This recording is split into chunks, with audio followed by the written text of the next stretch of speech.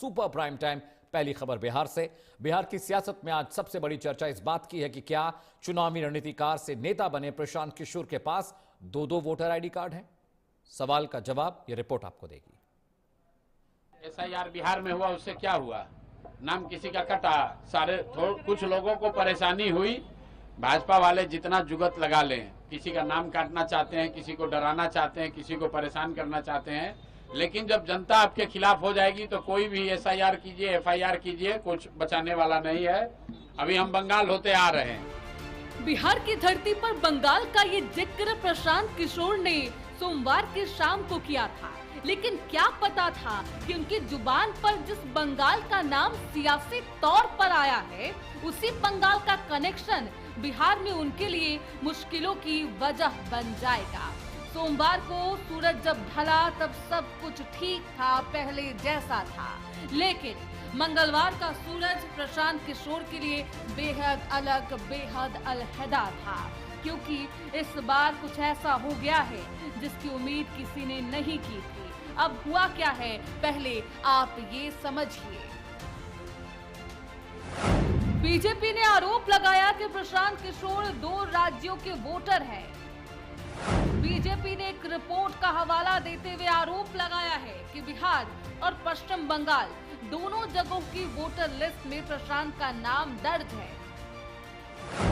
और ये मामला तब सामने आया जब प्रशांत किशोर खुद एसआईआर को लेकर बीजेपी पर निशाना साधते रहे हैं।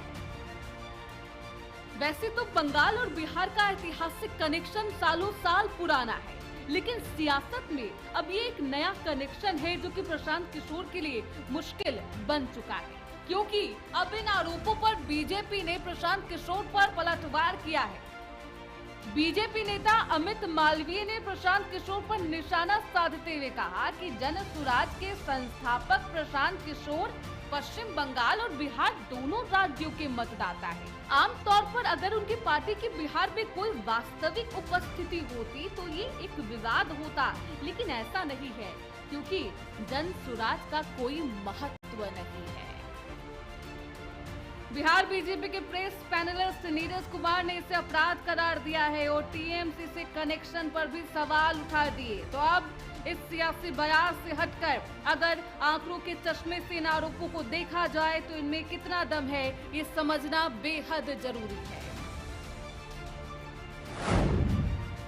दावों के मुताबिक पश्चिम बंगाल की वोटर लिस्ट में प्रशांत किशोर का पता 121 कालीघाट रोड, कोलकाता में दर्ज है।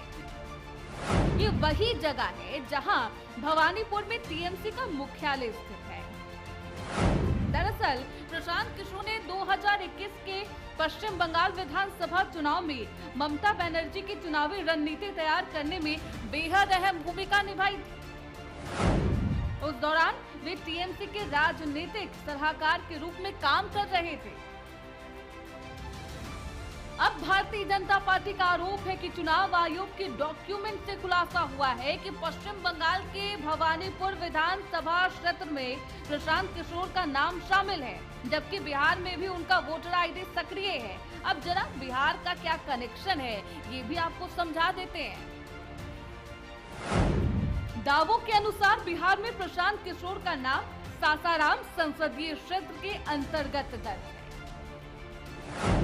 प्रशांत किशोर का पोलिंग स्टेशन मध्य विद्यालय कोनार है। ये उनका पुश्तैनी गांव भी माना जाता है। वहीं पश्चिम बंगाल में उनका polling station Saint Helen school, Rani Shankari lane बताया गया है।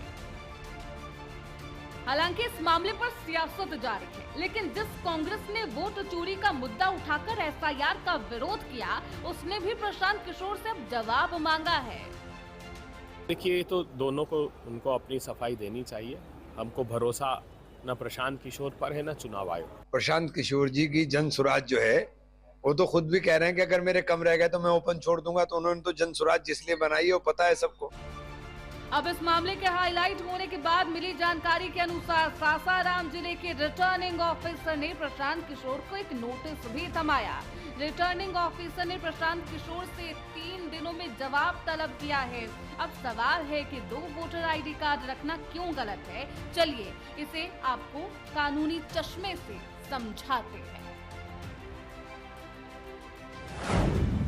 Representation of the people act 1950 की धारा 17 के तहत कोई व्यक्ति एक से अधिक निर्वाचन क्षेत्र में पंजीकृत नहीं हो सकता।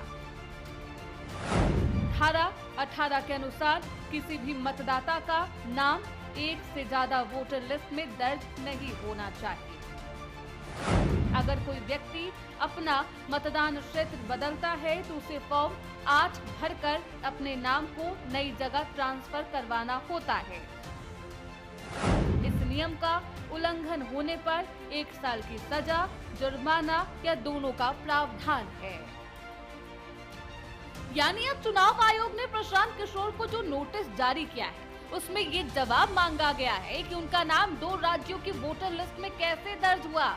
अब अगर प्रशांत किशोर इस पर संतोषजनक जवाब नहीं दे पाते हैं तो उन पर कानूनी कार्रवाई भी हो सकती है। वहीं ये मामला तब सामने आया जब सोमवार को ही चुनाव आयोग ने 12 राज्यों में एसआईआर का ऐलान किया, जिसमें बंगाल का नाम भी शामिल है। अब इस ऐलान के बाद एक बार फिर से बिहार से लेकर बंगाल तक सियासतदारों को एक नया मुद्दा मिल गया है। वोटर लिस्ट में धांधली को लेकर तो जरूरी है कि एक सघन ये एसआर होना चाहिए ताकि इस बात को सुनिश्चित किया जा सके कि वोटर लिस्ट में किसी तरीके की कोई धांधली ना हो। विशेषता कोई घुसपैठिया, कोई ऐसा व्यक्ति जिसके बारे में हमारे संविधान में स्पष्ट तौर से कहा गया है कि जो भारत का नागरिक नहीं हो उसको हमारे देश के सबसे बड़े अधिकार मताधिकार का दुरुपयोग करने का उसको मौका ना मिले। इस सोच के साथ जब बिहार में भी एसआर हुआ था हम लोगों ने इसका स्वागत किया था। देश भर में ये होगा ये जानकारी हम लोगों को पहले से ही थी। एसआईआर जो बिहार में हुआ, बिहार को लोकतंत्र की हत्या का एक प्रयोगशाला बनाया गया और अब 12 राज्यों में वही दोहराया जा रहा है। एसआईआर जब बिहार में हो रहा था सुप्रीम कोर्ट ने बार बार तलब किया चुनाव आयोग को, यह हमें भूलना नहीं चाहिए। चुनाव आयोग बिहार की एसआईआर से अपनी विश्वसनीयता खो चुका है। बंगाल की सरकार तो लगता है बांग्लादेश की सरकार बन गई, लेकिन अब इस देश में जितना जरूरी एसआईआर है उतना जरूरी सीए कानून बन गया और एनआरसी भी अब देश में उतना ही जरूरी है। हर इंसान का, हर जो भारतीय नागरिक हैं उनका एक रजिस्टर्ड सर्टिफिकेट होना ही चाहिए। हालांकि ये बात भी सच है कि एसआईआर का मोटिव ऐसे ही वोटर्स की पहचान करना है जिनका नाम 2 जगह रजिस्टर्ड होता है, जो मृत हो चुके हैं, जो अपना पुराना निवास से अब वो पलायन कर चुके हैं। फिलहाल ये सियासत तो जारी है, लेकिन जो मुद्दा प्रशांत किशोर के नाम का उठा है उसकी जांच की जा रही है और चुनाव आयोग के नोटिस के जवाब में प्रशांत किशोर क्या जवाब देते हैं ये देखना बेहद दिलचस्प रहेगा, क्योंकि यहीं से इस मुद्दे की राह तय होगी। Bureau report, prime news. और खबर उत्तराखंड से। उत्तराखंड की सियासत में